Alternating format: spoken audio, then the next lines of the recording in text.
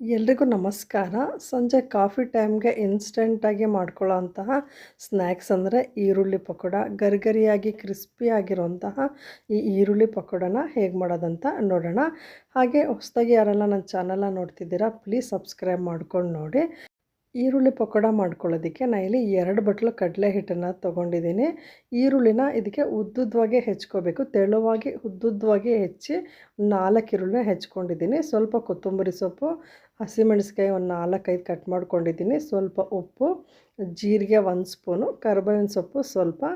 ಗರಿಗರಿಯಾಗಿ ಕ್ರಿಸ್ಪಿಯಾಗಿ ಪಕೋಡ ಬರೋದಕ್ಕೆ ಒಂದು 2 ಸ್ಪೂನ್ ಅಕ್ಕಿ ಹಿಟ್ಟನ್ನು ಹಾಕ್ಕೊಳ್ತಿದ್ದೀನಿ.